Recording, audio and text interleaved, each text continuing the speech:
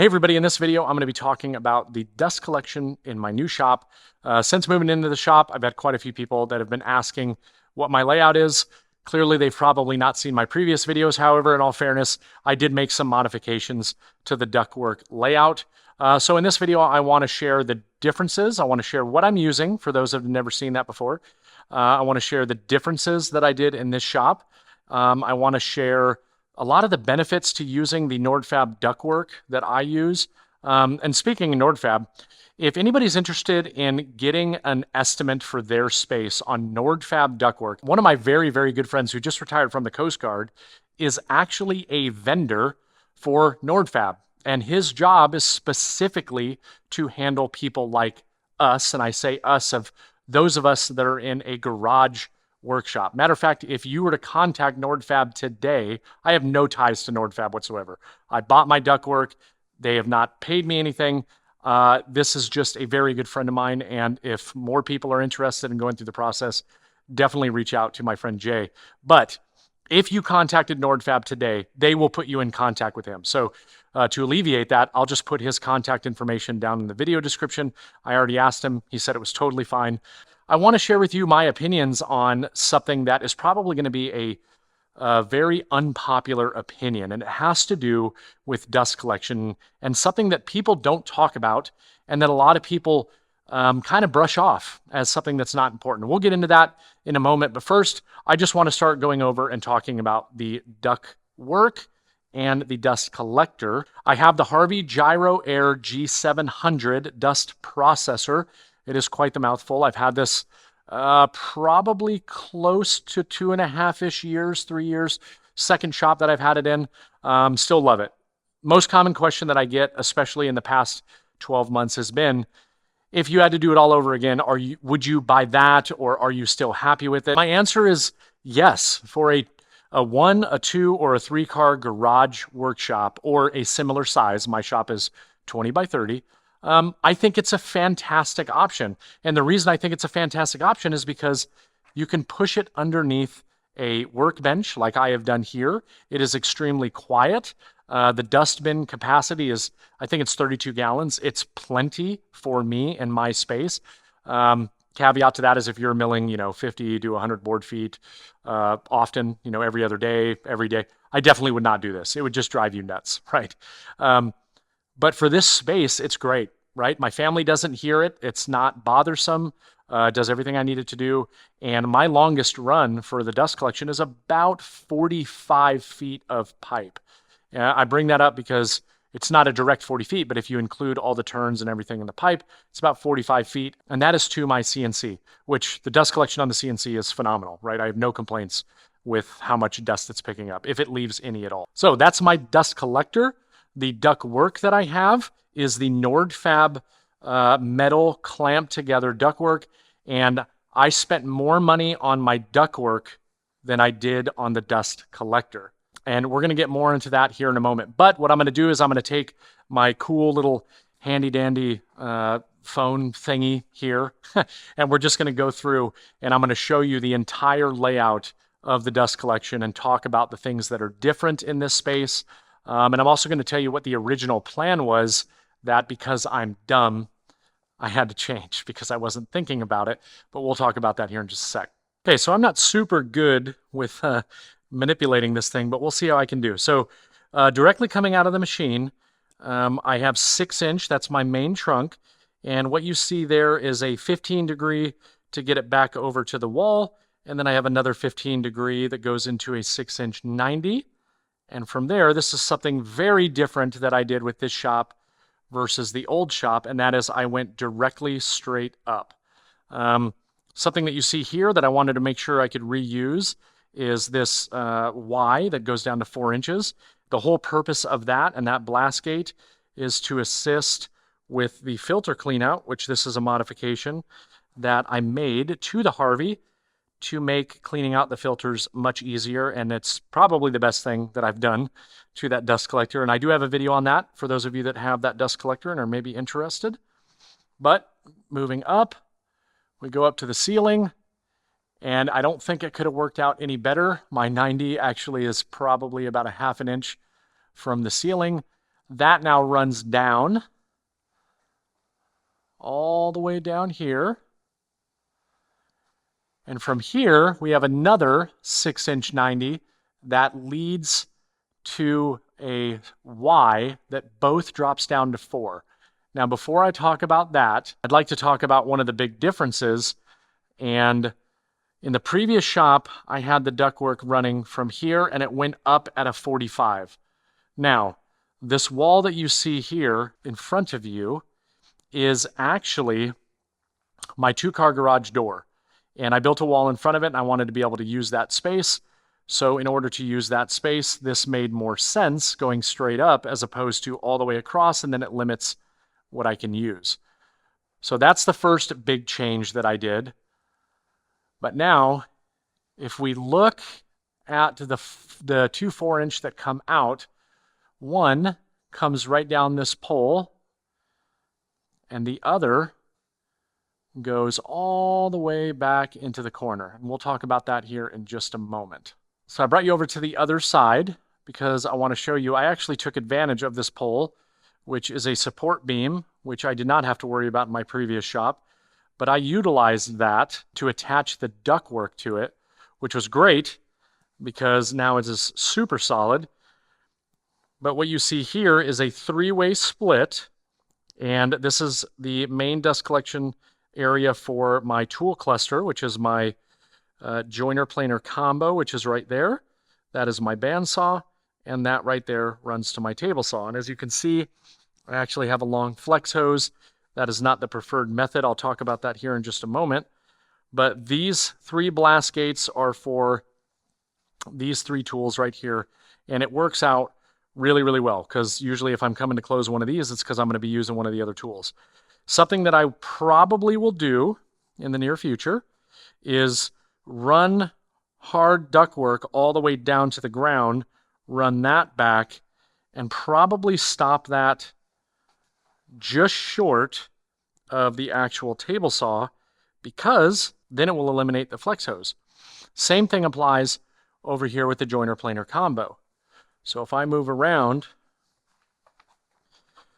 you'll see that I have that really long flex hose, and you kind of need the flex hose for this portion because the head flips over and the hose is back on this side. But I would really like to run some metal ductwork right down there. It won't be in the way of the bandsaw. And again, if I need to move it, it's incredibly easy to move. That's one of the huge benefits to having the Nordfab ductwork. Now let's go down the other branch here. And as I come down, you're going to see how it turns right here. That was never part of the plan.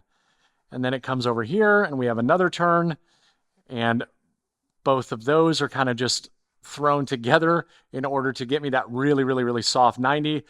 And there's a reason for all of that. And it's because when I ordered it and had it set up in my previous shop, I actually had way more than I needed because I slightly modified the plan. Well, in this shop, I actually got to use every piece that I owned. So it worked out really well. But that comes down to the CNC, to one of these swivel ball dust collection fittings, which is great for the CNC. And then it just goes right into the top of that. So let's talk real quick about the issue that I ran into. So to be clear, the first plan was actually that right there was supposed to run all the way down that wall.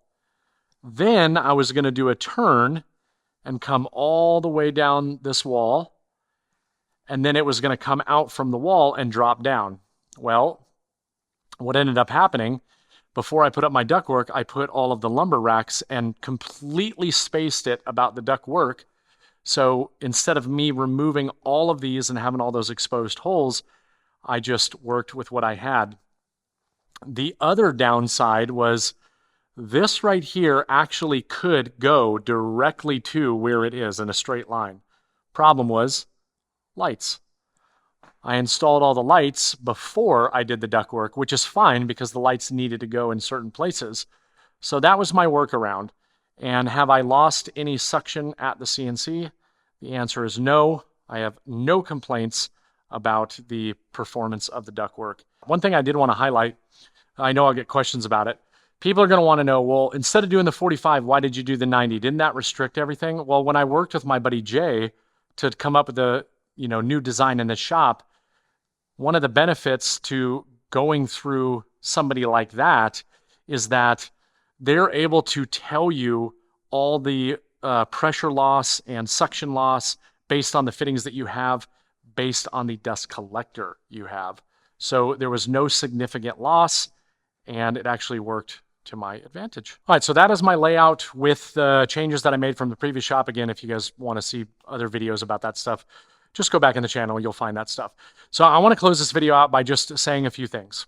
One, dust collection is not as simple as just buying the biggest, most powerful dust collector you can afford and then throwing some ductwork on it and thinking that it's going to perform to its full potential. It's not true. That's not the way it works. I am not going to pretend that I am an expert when it comes to dust collection, but one thing that I will tell you, and this is an opinion of mine that has formed over the past few years, is that the ductwork is just as important, if not more important, than the actual dust collector itself. Now, I know some people are going to totally disagree with that, and that's fine. Please leave your hateful comments down in the comments section.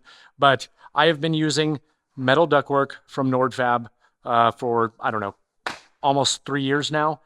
I would never have anything other than that in my shop, ever. I have a 2 horsepower dust collector for my 20 by 30 shop. It does everything I need it to do. It's effective. And sure, would maybe another unit with this ductwork be even better? Yeah, probably, right? But this works well for me in my shop. To give you an idea on cost, because I'm not going to sugarcoat it, Nordfab's is like crazy expensive, right? Understand that if you're going to buy that, you're making an investment. My dust collector, I paid $2,300 for. My Nordfab ductwork, I paid almost double that. I'm telling you that because I want you to have realistic expectations. You're not going to outfit your shop with Nordfab for $1,000. Like, it's just not going to happen. You might be asking yourself, why would you spend that much on ductwork and not the dust collector? Because I have the dust collector that suits my needs, and I'm actually getting the performance out of that machine because of the ductwork. I didn't need to buy a 5 horsepower dust collector that will suck everything out of the air and be way more than I actually need in my shop, and then not be able to afford Nordfab, to be quite honest with you. I knew that I wanted this more than any specific dust collector. Didn't matter what dust collector I bought, I was buying that. Now, I don't want anybody to think that I just went and got this and I've never experienced anything else, right? I've had PVC, I've had just flex hose, I've been using metal ductwork in 2 different shops. I've taken it down. I've set it up in multiple shops. It's an absolute dream to work with, right? There's so many benefits to it. It's more than just, it's metal, right? There are just so many benefits on this system versus the other. But what I learned throughout this entire process of purchasing that, figuring out what dust collector I was going to have in my new shop, I had some very interesting conversations with people that have been in the industry of dust collection for 20 plus years. And a lot of things were validated. A lot of the things that I had heard over the years were validated. And a lot of the most common things that you hear were actually completely shot down, which was a really big surprise to me. I wasn't expecting that. There was a lot of information that I just assumed was the way it was because I had heard it from so many people. And that's just not the case. And the easiest example for me to explain to you guys on this of what I'm talking about is, I want to have the biggest pipe as far as I possibly can and then drop down directly at the tool. And that was completely dispelled for me for the machine that I got and the way that my shop was laid out in the previous shop. And it's pretty clear that that's the case because I have a main trunk line of 6 inches and the rest of the majority of my system is all 4 to include the furthest thing away from my dust collector. So it was just interesting to hear so many different things that I was not aware of early on and how they went about setting up my dust collection system. And that's why I cannot recommend enough having somebody who knows what they're doing, who has a computer program, who has the software, who can tailor the system based off of your dust collector, where your tools are located. There's so much more that goes into really good, proper dust collection than just get the biggest machine and get the biggest pipe. It's not that simple. I think I've yapped on long enough. To close this video out, what I will say is, if you're looking to invest in good dust collection, what I would recommend that you do is take a look at what tools you have, how they're laid out, figure out what it is that you truly need, and work into the budget good ductwork, whether it's PVC but doing it right, taking the time to make sure everything is sealed, or if you want to go with a much better option, in my opinion, and a clamped together metal ductwork, take both into consideration. And I cannot encourage you enough to actually find somebody who does this for a living to help you out with that and truly make a system that is tailored to your scenario, right? Your scenario, my scenario, everybody's scenario is different, which is why it's not as easy as just get the biggest thing, run the biggest pipe, right? So definitely recommend that. Again, I'll leave my buddy Jay's information down in the video description. If you're interested in getting some Nordfab or figuring out what that would cost for your shop, reach out to him. He didn't ask me to do this. He is my friend. He's trying to get started, but I'm telling you, if you contact Nordfab, they're going to put you in contact with him. As always, everybody, thank you so much for watching. And until next time, get out in the shop, try something new. I'll see you in the next video. Thanks.